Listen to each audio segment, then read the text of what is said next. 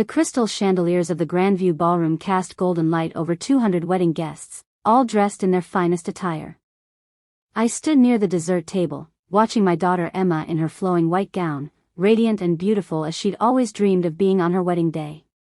I'd chosen my outfit carefully, a modest navy dress from a department store, nothing flashy but appropriate for the mother of the bride. I thought I looked nice, respectable. I was wrong about how others would see me.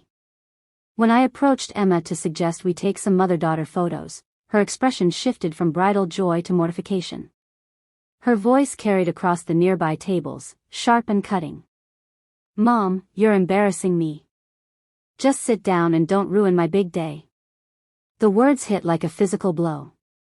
Conversation stopped mid-sentence. Wine glasses paused halfway to lips. 200 pairs of eyes turned toward us, witnessing my daughter's public rejection of her own mother. I felt my cheeks burn with shame as whispers rippled through the crowd. The woman who had raised Emma single-handedly, who had worked double shifts to pay for her college, who had sacrificed everything to give her this perfect wedding, was being dismissed like an unwanted stranger. "Of course, sweetheart," I whispered, my voice steady despite the earthquake in my chest. "I'm sorry." I retreated to my assigned table in the back corner, far from the head table where Emma sat with her new husband Marcus and his affluent family. My hands trembled as I reached for my purse, my face burning with humiliation. The whispers followed me like a toxic cloud. I caught fragments of conversations from nearby tables. "Can you believe she just said that to her own mother? So embarrassing. Poor woman."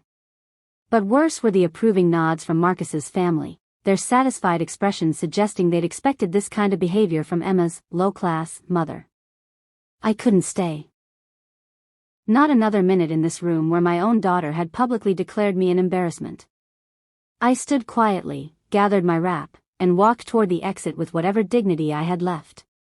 "Margaret, where are you going?" called my sister Linda from across the room. "I'm not feeling well," I replied, not trusting my voice with more words. As I reached the ballroom doors, I glanced back one last time. Emma was laughing at something Marcus's father had said, completely oblivious to my departure. She hadn't even noticed her mother leaving her wedding reception. The doors closed behind me, shutting out the sound of celebration and sealing in my heartbreak. In the privacy of my car, I finally allowed the tears to fall. My hands shook as I opened my purse and pulled out the manila envelope I'd been carrying all evening, the envelope that contained Emma's real wedding gift. Inside was a property deed to a beautiful 3-bedroom house in Maple Heights, the neighborhood Emma had always dreamed of living in. I'd bought it 6 months ago, working overtime and selling my mother's jewelry to cover the down payment. The mortgage was paid in full, $200,000 of my life savings, every penny I had. I'd planned to present it during the reception, imagining Emma's tears of joy, her grateful embrace, the moment when she'd realized that her embarrassing mother had given her the gift of a lifetime. The deed was already signed and notarized, missing only Emma's signature to transfer ownership. I'd carried it with me all day, waiting for the perfect moment to surprise her. Now, staring at the document through blurred vision, I felt something cold and hard crystallize in my chest. Emma thought I was an embarrassment.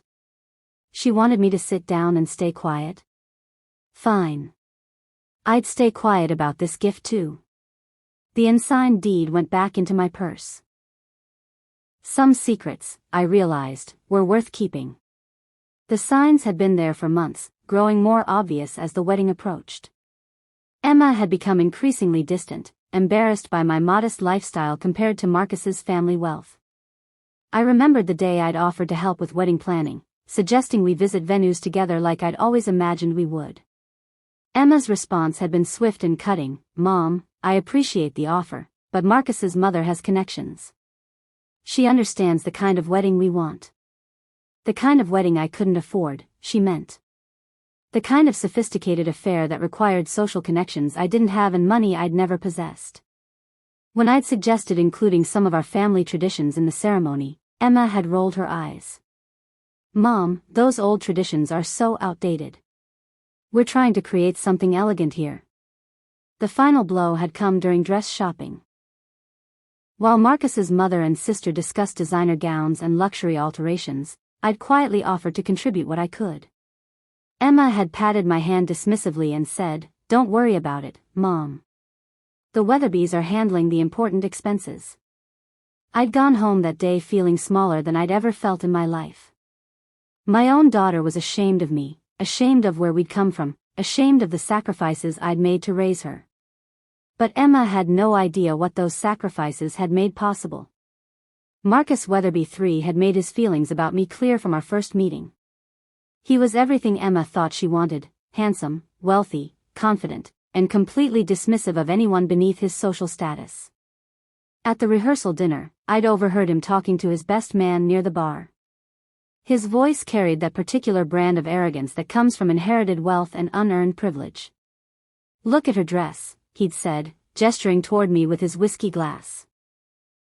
No wonder Emma turned out so limited in her expectations.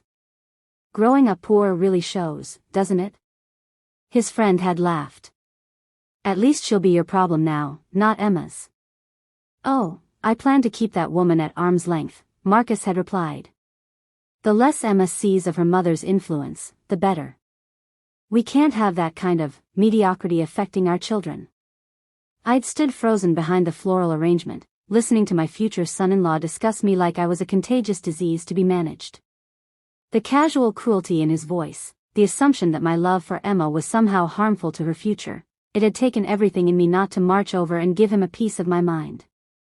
Instead, I'd quietly retreated, carrying the knowledge of his true character like a weight in my chest. Emma had no idea she'd married someone who despised her own mother. Back in my small apartment, I sat in the darkness and replayed every moment of the day.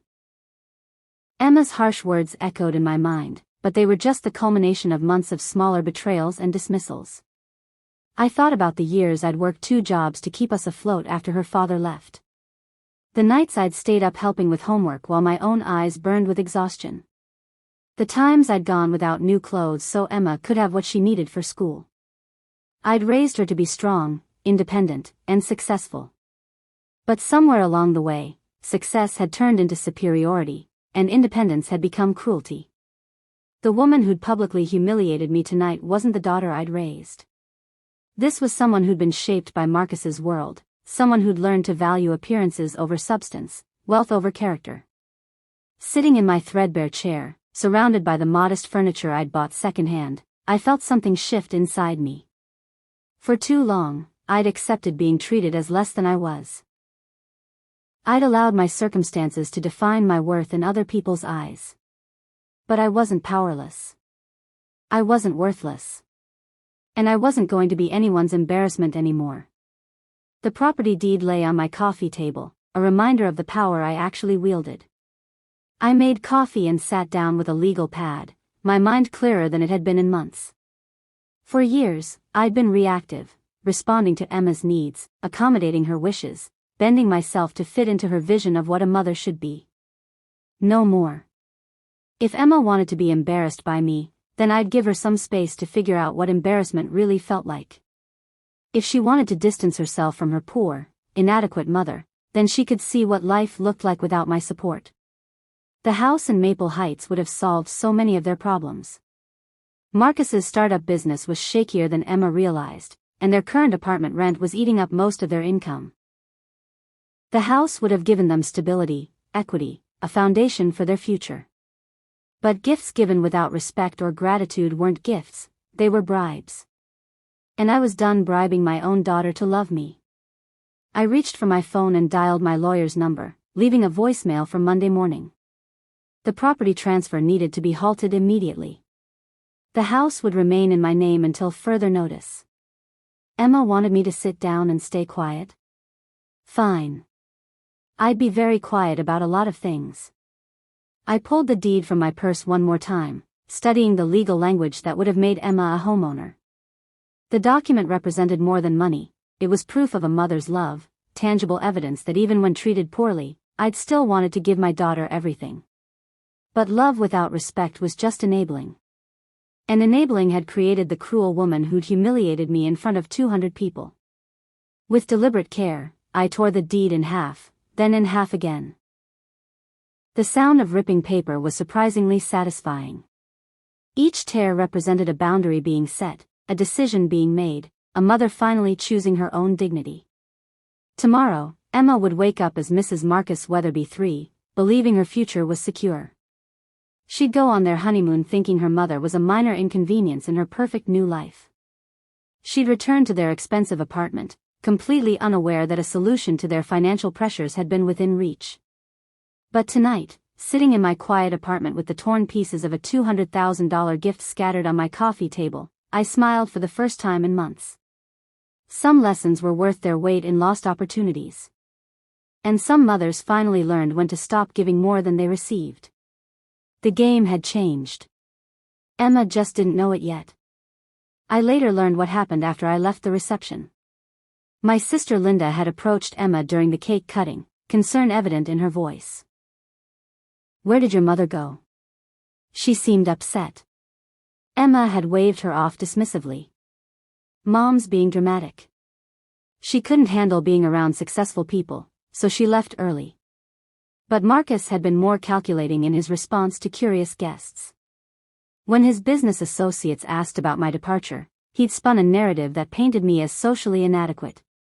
"Margaret's a sweet woman, but she's not used to formal events," he'd explained with practiced sympathy. Emma grew up very differently than this. It's natural that fancy crowds would make her mother uncomfortable. The implication was clear: I'd left because I was out of my league, overwhelmed by sophistication I couldn't handle. Marcus had managed to turn my humiliation into evidence of my inferiority, making my absence seem inevitable rather than hurtful. Several guests had nodded knowingly, accepting his explanation without question. After all, it fit their preconceptions about the poor single mother who'd raised Emma. What none of them knew was that the woman they dismissed as socially inadequate had just walked out with the power to change the newlyweds' entire future, and had chosen not to use it. Monday morning, I sat in Patricia Hammond's law office, the same attorney who'd handled the house purchase 6 months earlier. Patricia had been my neighbor's daughter once, a girl I'd watched grow up to become one of the city's most respected real estate lawyers. "Margaret, I have to ask, are you certain about this decision?" Patricia studied the halt order I'd requested. The property transfer was scheduled for today. Emma and Marcus are expecting to take possession of the house this week. "They're expecting what they never knew existed," I replied calmly. "I never told them about the house." Patricia's eyebrows rose. "You bought your daughter a house and didn't tell her?" "I planned to surprise her at the wedding reception." Plans changed. "What happened?" I gave her the brief version. Emma's public humiliation, my quiet exit, the realization that respect couldn't be bought with grand gestures. Patricia leaned back in her leather chair, processing this information. "So as far as Emma knows, she's just living in their current apartment, paying rent, with no idea that homeownership was ever a possibility?" "Exactly." "And you want the house to remain in your name indefinitely?" "Until I decide otherwise." I signed the paperwork with steady hands. "Some gifts are earned, Patricia. My daughter needs to learn that lesson before she inherits anything else from her embarrassing mother." Patricia smiled as she notarized the documents. "Remind me never to cross you, Margaret." Emma and Marcus returned from their honeymoon in Bali, glowing with newlywed happiness and completely oblivious to what they'd lost. Emma posted dozens of photos on social media: tropical beaches, luxury resorts, couples massages, romantic dinners. The captions told the story of two people living beyond their means, living our best life. Nothing but the finest for my husband. Married life is perfect when you do it right. What Emma didn't mention in her posts was the credit card debt they'd accumulated for the honeymoon, or the fact that their apartment rent was eating up 60% of their combined income, or that Marcus's tech startup was hemorrhaging money faster than he could raise it. I watched from a distance as they settled into married life, still convinced that wealth and happiness were the same thing. Emma had traded her modest childhood for the illusion of prosperity, never realizing that real security had been within her grasp. They were living paycheck to paycheck, but they looked successful on Instagram. They were drowning in debt, but their apartment was in a prestigious neighborhood. They had no savings, no safety net, no foundation for their future, but they had the appearance of having made it. It was exactly the kind of shallow success that Marcus's world valued, and exactly the kind of foundation that would crumble under pressure. 3 weeks after the wedding, I ran into Dorothy Mitchell at the grocery store. Dorothy had been my closest friend for 20 years, one of the few people who knew about the house purchase. "Margaret," she called out, abandoning her shopping cart to embrace me. "How are you holding up after the wedding?" "I'm doing well, thank you." "And Emma? Has she settled into the new house yet?" The question was innocent enough, but we were standing in the produce section where several neighbors could overhear. I saw Mrs. Patterson from down the street suddenly become very interested in our conversation. "What house?" Mrs. Patterson asked, not even pretending she hadn't been eavesdropping. Dorothy looked confused. "The house Margaret bought for Emma as a wedding gift. The one in Maple Heights." I watched Mrs. Patterson's eyes widen.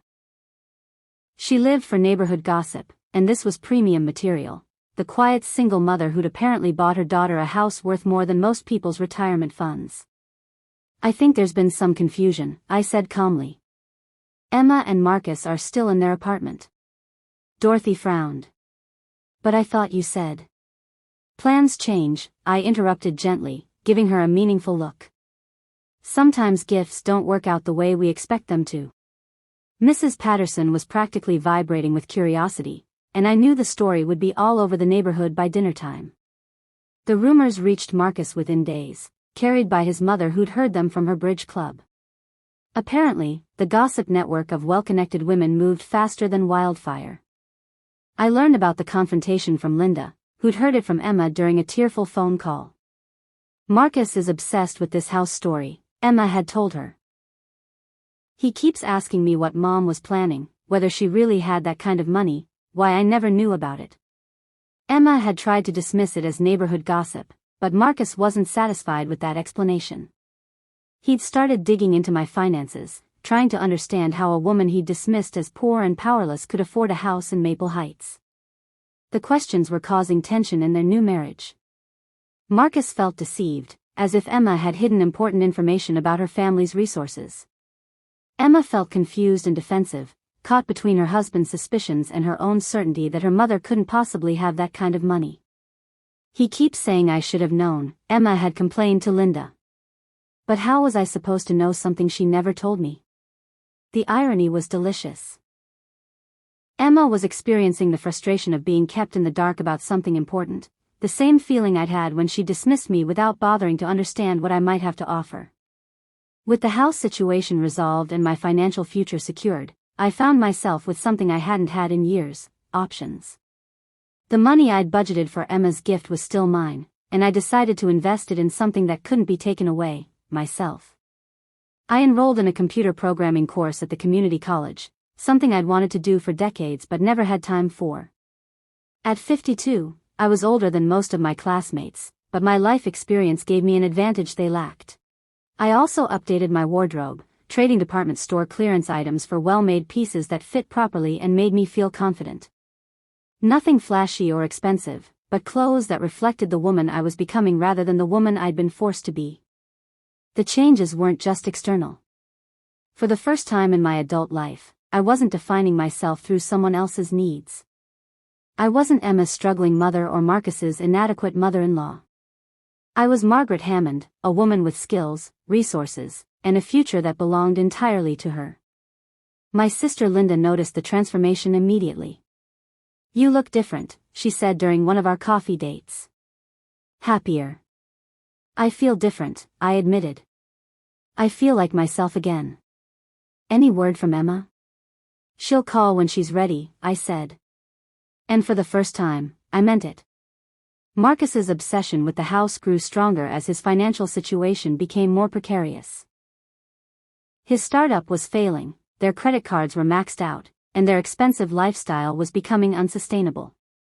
According to Linda's sources, Emma had started confiding in her more frequently. Marcus had become fixated on the idea that I was hiding wealth that could solve their problems. "Your mother obviously has money," he'd told Emma repeatedly. "No one just buys a house in Maple Heights without serious resources. She's probably been playing poor this whole time." Marcus had started pressuring Emma to confront me directly, to demand answers about my financial situation. He couldn't accept that he'd misjudged me so completely, couldn't believe that the woman he'd dismissed as irrelevant might actually hold the key to their financial salvation. The pressure was taking its toll on Emma. She'd begun to question her own memories, wondering if she'd misunderstood our circumstances all these years. Had I really been struggling, or had I been secretly wealthy the entire time? The doubt was eating at her, creating cracks in the perfect life she thought she'd built. Marcus's behavior was becoming increasingly erratic as his business failed and their debt mounted. Their honeymoon phase was over, and reality was beginning to intrude on their fairy tale. Emma finally showed up at my apartment on a rainy Thursday evening, looking nothing like the confident bride who'd humiliated me 6 weeks earlier. Her designer clothes couldn't hide the stress lines around her eyes or the desperation in her voice. "Mom, we need to talk." I invited her in, offering tea she was too nervous to drink. She sat on my small couch, looking around at my modest apartment as if seeing it for the first time. "There are rumors going around," she began hesitantly.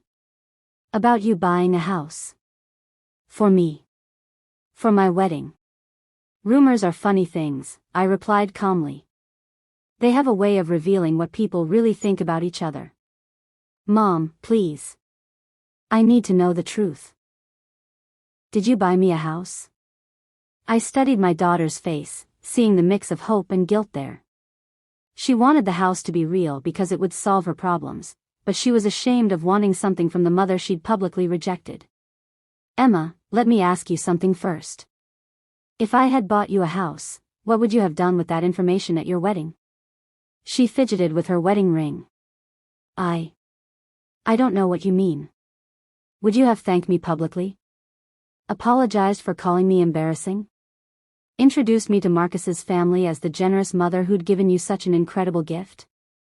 Emma's silence was answer enough. "Some gifts," I said gently, "are only for children who respect their parents." She stared at me for a long moment, then stood abruptly. "So it's true. You did buy me a house, and you're keeping it from me out of spite."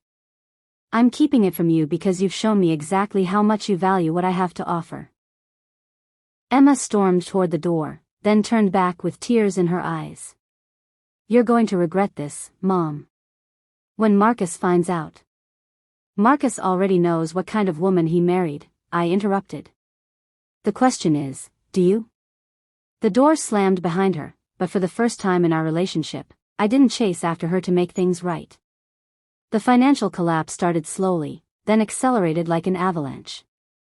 Marcus's tech startup, which had been hemorrhaging money for months, finally ran out of investors willing to throw good money after bad.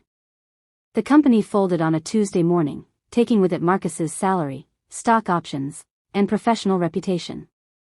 Emma still had her marketing job, but her income alone couldn't cover their expensive lifestyle.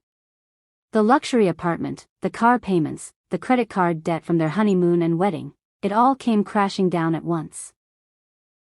I learned about their situation through Linda, who'd heard it from Emma during increasingly frequent crisis calls. They'd had to sell Emma's car and were falling behind on rent.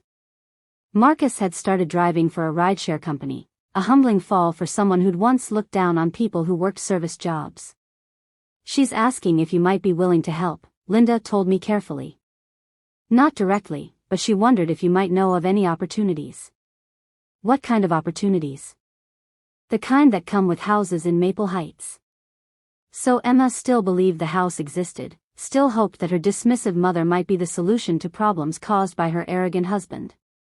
The irony wasn't lost on me. The woman who'd called me embarrassing was now hoping I'd be her salvation. But salvation required humility, and Emma hadn't learned that lesson yet. The neighborhood gossip network that had first spread news of the mysterious house was now buzzing with updates about Emma and Marcus's financial troubles. At the community center where I'd started taking evening classes, the conversation inevitably turned to the young couple who'd fallen so far so fast. "It's really quite sad," said Mrs. Patterson, the same woman who'd overheard Dorothy's comments about the house. "Emma always acted like she was too good for this neighborhood, and now she can't even afford to stay in hers." "Pride goes before a fall," observed Martha Chin, who'd known Emma since she was little. That girl forgot where she came from. I heard she humiliated her own mother at the wedding, added Jennifer Walsh. Told her she was embarrassing in front of everyone. The women turned to look at me, waiting for my response. Word had gotten out about the wedding incident, probably through Linda or one of the other guests who'd witnessed Emma's cruelty. Sometimes people have to learn lessons the hard way, I said quietly, focusing on my needlework. And sometimes mothers know exactly what their children need to learn, Mrs. Patterson said with approval. You raised that girl better than she's been acting lately. The community that had once pitted me for my modest circumstances was now rallying around me, recognizing that character mattered more than money. Emma was learning what it felt like to be judged harshly by people who'd once looked up to her. Marcus's desperation finally boiled over into rage. According to Emma's tearful account to Linda, he'd exploded at her one evening when another bill arrived that they couldn't pay. Your mother is sitting on a house that should be ours, while we're about to be evicted, he'd screamed. She's punishing us because her feelings got hurt at a wedding. Emma had tried to defend me, pointing out that I'd never actually promised them a house. But Marcus wasn't interested in logic or fairness. He was interested in finding someone to blame for his failures, and I was a convenient target. She raised you to be poor and weak, he'd continued, his true colors showing more clearly with each outburst. She wants to keep you dependent on her, wants to control your life by controlling your finances. The psychological abuse was escalating as their circumstances worsened. Marcus was systematically tearing down Emma's confidence, making her question her own judgment and loyalties. The charming man she'd married was revealing himself to be a controlling manipulator who couldn't handle adversity. Emma was beginning to see the man she'd really married, but she wasn't ready to admit her mistake yet. That would require acknowledging that her embarrassing mother had been right about Marcus all along. Emma appeared at my door again, but this time she was crying before I even invited her in. The confident bride was gone, replaced by a broken woman who looked like she'd aged 5 years in 2 months. Mom, I'm sorry, she whispered through her tears. I'm so sorry about what I said at the wedding. You didn't deserve that. I guided her to my couch and waited while she composed herself enough to speak coherently. He's not who I thought he was. When the money ran out, everything changed. He blames you for our problems, says you're keeping the house from us out of spite. And what do you think? I think I made a terrible mistake. Emma looked around my small apartment with new eyes. You lived like this so I could have more, didn't you? You sacrificed so I could go to college, have nice things, dream big dreams. Yes. And I repaid you by being ashamed of you. Yes. Emma's tears came harder. I don't know how to fix this, Mom. I don't know how to fix any of it. I reached over and took her hands, seeing my little girl again for the first time in years. The first step is understanding what you did wrong. The second step is deciding who you want to be going forward. What about the house? Was it real? I looked at my broken daughter and made a decision. Yes, Emma. The house was real. I bought it for you as a wedding gift, planning to surprise you at the reception. Her face crumpled completely. And I destroyed it with my cruelty. You destroyed the moment, I corrected. But nothing else is destroyed beyond repair. Not yet. Marcus's final act of desperation came on a Saturday morning when he showed up at my apartment unannounced, his face flushed with anger and entitlement. We need to talk, he announced, pushing past me into my living room without being invited. Good morning to you too, Marcus. Cut the pleasantries. I know about the house. I know you bought it and you're keeping it from us because Emma hurt your feelings. I closed the door calmly and turned to face him. Is that what you think this is about? Hurt feelings? I think this is about a bitter old woman who can't stand to see her daughter succeed without her. His voice was venomous, all pretense of civility abandoned. You're using that house to control Emma, to punish her for marrying someone successful. Someone successful? I raised an eyebrow. Is that how you describe a failed entrepreneur living off his wife's credit cards? Marcus's face went red. Give us the house. We earned it. Emma is your daughter, you owe her that much.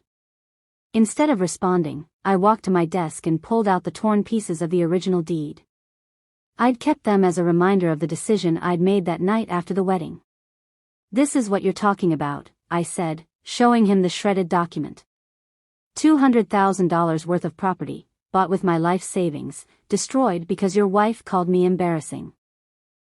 Marcus stared at the torn paper, his face cycling through disbelief, rage, and finally, devastation. You actually destroyed it? I destroyed the original transfer. The house still exists, Marcus. It just doesn't belong to you. Word of Marcus's confrontation spread quickly through our small community. Mrs. Patterson had seen him storm into my building, and the whole neighborhood knew about his financial failures. When the story of the torn deed made its rounds, public opinion shifted dramatically. The narrative that emerged was one of poetic justice, a greedy, arrogant son-in-law who disrespected his mother-in-law only to discover she'd been holding the key to his salvation all along. The community that had once admired Marcus's apparent success now saw him as a cautionary tale about the dangers of pride and entitlement. Emma's reputation suffered too, but in a different way. People remembered the sweet girl she'd been before Marcus's influence, and they pitied her for falling under the spell of someone so obviously wrong for her. The neighborhood aunties who'd watched her grow up began reaching out, offering subtle support and advice about recognizing red flags in relationships. Marcus, meanwhile, found himself persona non grata in the social circles he'd once dominated. Word of his behavior toward me had reached his former business associates, and his reputation for treating people poorly made him unemployable in a community where personal references mattered. His world was crumbling, and everyone could see that he'd brought it on himself through arrogance and disrespect. The man who'd once mocked my simple dress was now being judged harshly for his lack of character. The end came swiftly once Marcus realized the house was truly beyond his reach. Faced with bankruptcy and social humiliation, he chose the coward's way out, abandonment. Emma called me on a Tuesday evening, her voice hollow with shock. "He's gone, Mom. Marcus is gone." "What do you mean, gone?" "He emptied our joint account and left. There's a note saying he can't live with that financial instability and family drama anymore." She laughed bitterly. "He's blaming me for not having rich enough parents." I felt a mix of sadness and relief. Sadness that my daughter was experiencing such pain, but relief that the toxic influence was finally out of her life. "I'm filing for divorce," Emma continued. "He left me with all the debt, all the bills, all the responsibilities. I can't afford the apartment, can't afford the car payments, can't afford anything." The woman who'd once bragged about her wealthy husband was now facing the reality of supporting herself for the first time in her adult life. It was a harsh lesson, but perhaps a necessary one. "What are you going to do?" I asked. "I don't know. I was thinking.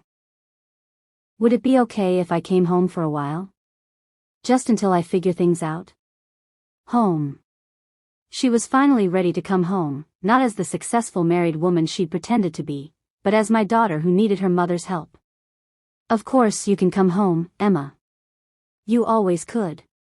6 months after Emma's wedding, I stood in the backyard of the house in Maple Heights, the house that had started this entire journey.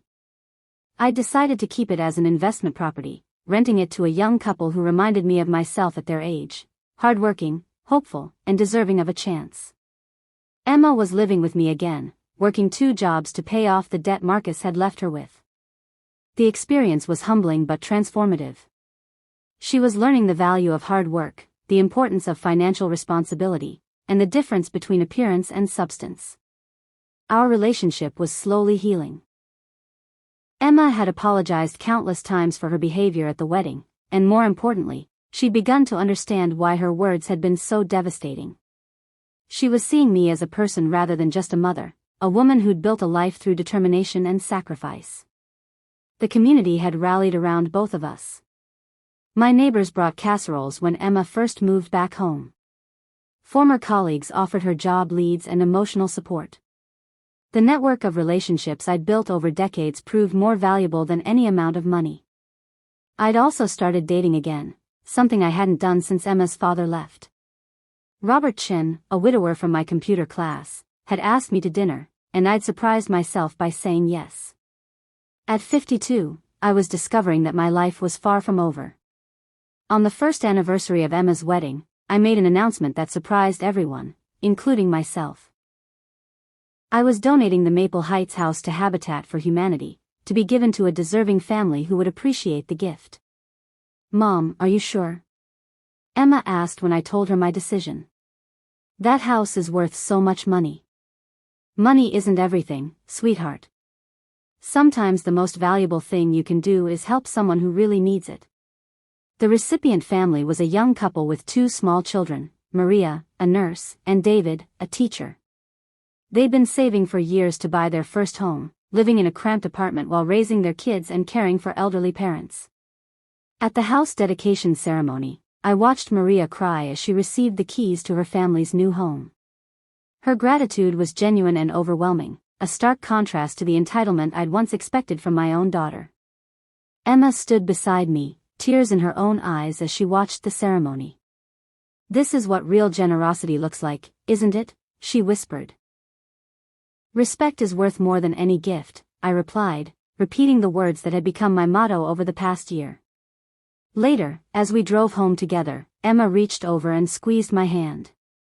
"Thank you, Mom. For everything. For the house I didn't deserve, for the forgiveness I didn't earn, and for showing me what it really means to be generous."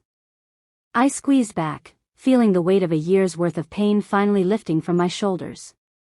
Sometimes the best gifts are the ones you give away, and sometimes the greatest victory is knowing when to stop fighting. My daughter had called me embarrassing at her wedding. But in the end, I'd shown her, and myself, exactly what there was to be proud of.